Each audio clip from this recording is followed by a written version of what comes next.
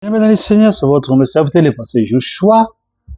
Nous continuons cette série d'enseignements profonds, capitaux et précises pour parler sur les 40 jours de Jésus-Christ.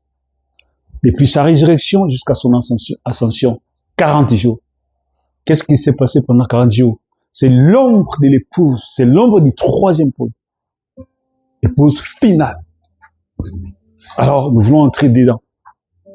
Cette période fascinante des Écritures, entre sa résurrection et son ascension, Jésus n'était plus soumis aux limites humaines, aux limites ordinaires, tout en restant pleinement concret.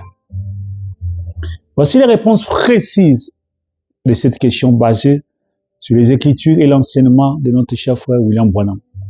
Combien de jours et combien de temps avec les apôtres? Jésus est resté sur terre pendant 40 jours.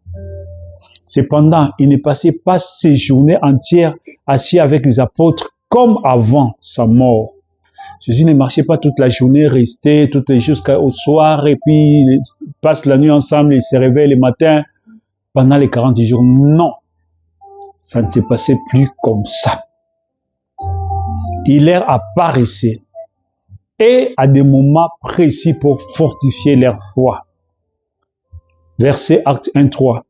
Après qu'il ait souffert, il leur apparut vivant et leur en donna plusieurs preuves. Se montra à eux pendant 40 jours, parlant des choses qui concernent les royaumes de Dieu. Frère Branham dit, citation de Frère Branham. Frère Branham explique que pendant ces 40 jours, Jésus apparaissait et disparaissait parce qu'il était déjà dans son corps glorifié. Il entrait à travers les portes fermées, Jean 20, 19. Où dormait-il Jésus et où passait-il la nuit? Ça, c'est l'épouse. Jésus, l'ombre de l'épouse. Les 40 jours, c'est le réveil de ce tonnerre ou le réveil de l'épouse qui va produire l'enlèvement.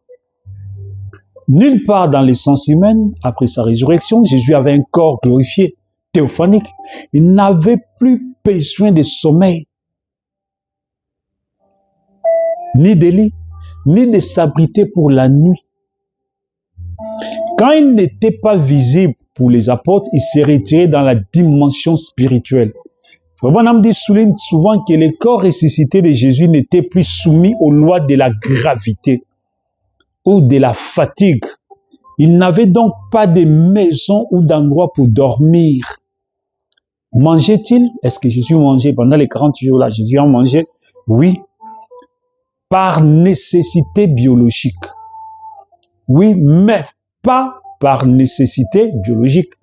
Il a mangé pour prouver aux disciples qu'il n'était pas un fantôme ou un esprit désincarné, mais qu'il avait une réalité physique réelle.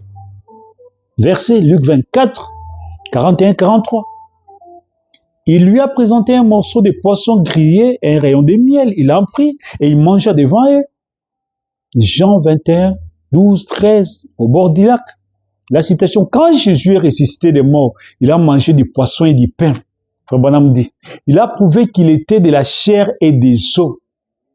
La preuve de sa résurrection de 1955, Frère Branham dit clairement, il avait un corps de chair et des os, pas de sang.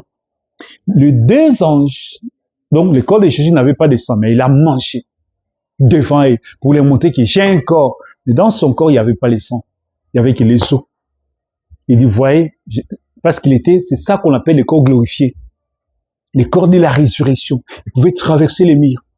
Il n'avait pas besoin de bateau pour traverser les eaux. Il pouvait se disparaître et apparaître quelque part. Et la nuit, il disparaissait. Il ne passait pas toute la journée comme avant. Tous les jours qu'il était là, on sait qu'il est ici, non. Il disparaissait. Il peut faire 2-3 jours, on ne le voit pas et puis il revient. Il est pas, chaque fois qu'il venait, c'est pour les enseigner, les fortifier. C'est quand il se retrouvait dans la prière qu'il apparaissait là pour les fortifier. Dans la foi, les parler sur la parole de Dieu. Maintenant, nous voulons parler des deux anges après son ascension. Qui sont-ils?